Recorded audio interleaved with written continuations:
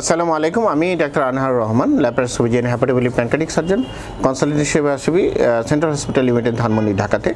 দর্শক, আজকে কিন্তু একটি খুব ইম্পর্টেন্ট টপিক নিয়ে কথা বলবো এবং সেই কথাগুলো বলবো আসলে রোগীর ভাষায়, ডাক্তারি ভাষায় না, যাতে আপনারা বুঝতে পারেন। যে হ্যাঁ দর্শক, আজকের সেই ইম্পর্টেন্ট টপিকটি হলো আমাদের কাছে রোগীরা, সেটা হলো পিত্তথলির ক্যান্সার।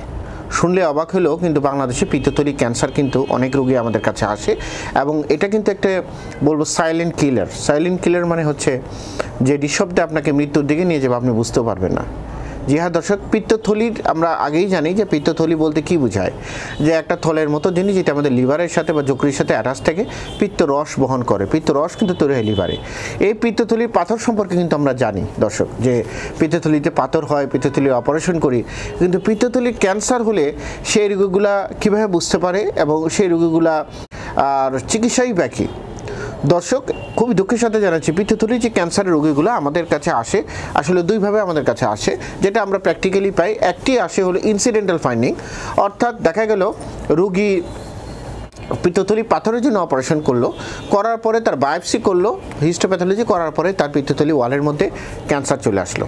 এটা হলো একটা কারণ, একটা ওয়ে। আরেকটা আসে যে রোগী জন্ডিস হচ্ছে, রোগীর ব্যথা হচ্ছে, রোগী অপারেশন করছে না দীর্ঘদিন, রোগী বারবার দেখা গেল যে ওজন কমে যাচ্ছে, ক্ষুধামন্দা হচ্ছে, হ্যাঁ পেটে পানি চলে আসছে, জন্ডিস হয়ে রোগী আমাদের কাছে আসে এবং আলটিমেটলি তখন দেখা যায় একটা চাকা আল্ট্রাসোনোগ্রামে আসে, লেখা যায় গলব্লাডার মাস, এবং আলটিমেটলি আমরা ইভালুয়েশন করে দেখি এটা পিত্তথলি ক্যান্সার।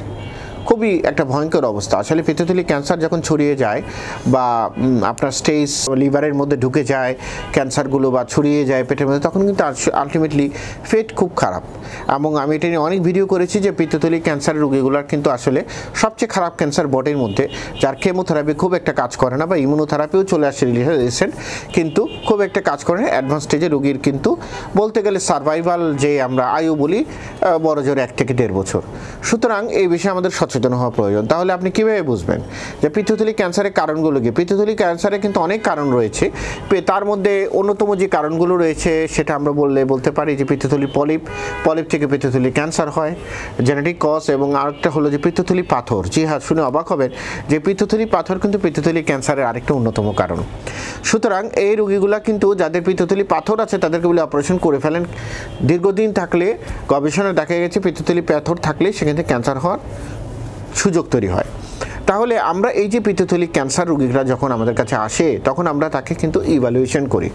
আমরা কি করি, তাকে আমরা আল্ট্রাসোনোগ্রাম থেকে শুরু করে এমআরসিপি এবং দেখা গেল সিটি স্ক্যান পর্যন্ত করে আমরা তাকে স্টেজিংটা করি যে আসলে এটা কতটুকু রিসেক্টেবল। পিত্তথলি ক্যান্সার সাধারণত যদি পিত্তথলির ভিতরে থাকে তখন কিন্তু এটা অপারেশন করলে, যেটা আমরা বলি পিত্তথলি এবং লিভারে কিছু অংশ কেটে নিয়ে আমরা চলে আসি, এক্সটেন্ডেড কোলেসিস্টেম করলে কিন্তু আউটকাম ভালোই। কিন্তু বেশিরভাগ রোগী, দুঃখজনক হলেও সত্যি, আমাদের কাছে আসে অনেক দেরিতে।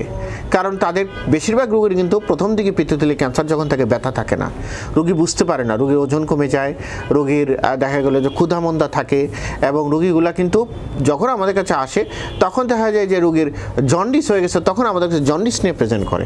সুতরাং এই রোগটাকে আগে নির্ণয় করতে হবে এবং এই জন্য আমাদের অ্যাওয়ারনেস তৈরি করতে হবে। পিত্তথলি ক্যান্সার হলে সার্জিক্যাল চিকিৎসা কি? আসলে পিত্তথলি ক্যান্সারটা কিন্তু একটা মাল্টিডিসিপ্লিনারি সাপোর্ট। এখানে কিন্তু সার্জন থাকে, এখানে ক্যান্সার বিশেষজ্ঞ থাকেন, এখানে প্যাথোলজিস্ট থাকেন।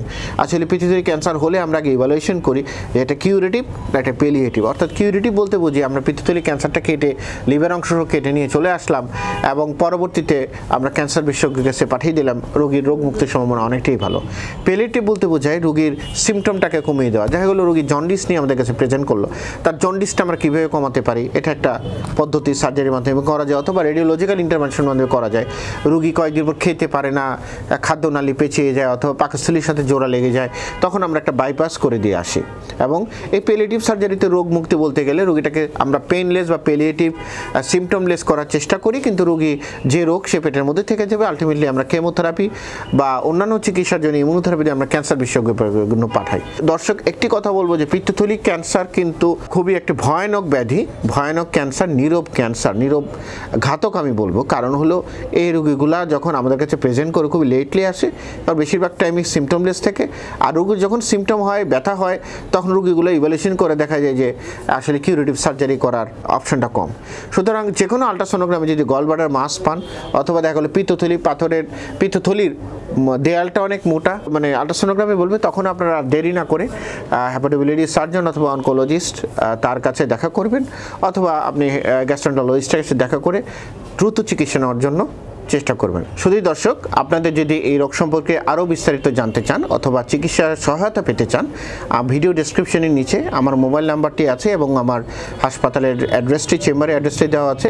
আশা করি এখান থেকে আপনি যে কোনো সহযোগিতা পেতে পারেন। সবাইকে অসংখ্য ধন্যবাদ।